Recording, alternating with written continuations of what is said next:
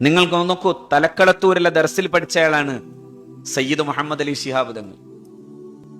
തലക്കളത്തൂർ ദർസിൽ നിന്ന് തന്റെ പിതാവ് പിന്നെ ജാമിഉൽ അസ്ഹറിലേക്ക് വിട്ടു.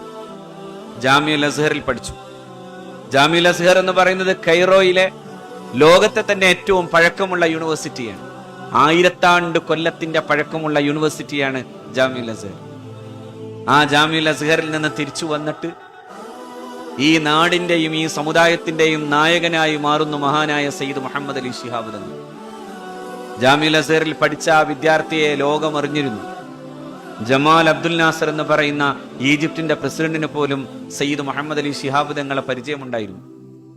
അന്ന് ജമാൽ അബ്ദുൽ നാസറിന്റെ സുഹൃത്തായിരുന്ന മഹാനായ ഇന്ത്യയുടെ പ്രധാനമന്ത്രി പണ്ഡിറ്റ് ജവഹർലാൽ നെഹ്റു പോലും ആ വിദ്യാർത്ഥിയെ അന്ന് കണ്ടിരുന്നു. ആ വിദ്യാർത്ഥി പിന്നെ കേരളത്തിന്റെ മുസ്ലിം ഉമ്മത്തിന്റെ ചോദ്യം ചെയ്യാനാവാത്ത നേതാവായി വളരുമ്പോ അതിന്റെ പഠനത്തിന്റെ ആകത്തുക എന്ന് പറയുന്നത് തലക്കളത്തൂർന്ന് പഠിച്ച ദീനീ വിദ്യാഭ്യാസത്തിൽ നിന്ന് പിന്നെ വളർന്ന അറബ് സമൂഹത്തിലെ സാഹിത്യകാരന്മാരെ പോലും അത്ഭുതപ്പെടുത്തുന്ന സാഹിതീയമായ അറബ് ഭാഷാ പഠനത്തിൽ വിപുലമായ ജ്ഞാനം നേടിയ ഒരു വലിയ ചെറുപ്പക്കാരനായി മഹാനായ സയ്യിദ് മുഹമ്മദ് അലി ശിഹാബ് തങ്ങളെത്തി. പിന്നീട് ജാമിഉൽ അസ്ഹറിൽ സാഹിതീയമായ ചർച്ച വരുമ്പോ ആ ചർച്ചകൾക്ക് ആധ്യക്ഷം വഹിക്കാൻ പാണക്കാട്ടേക്കായിരുന്നു കത്ത് വന്നിരുന്നത് മഹാനായ സയ്യിദ് മുഹമ്മദ് അലി ശിഹാബ് തങ്ങളെ ക്ഷണിച്ചുകൊണ്ട്.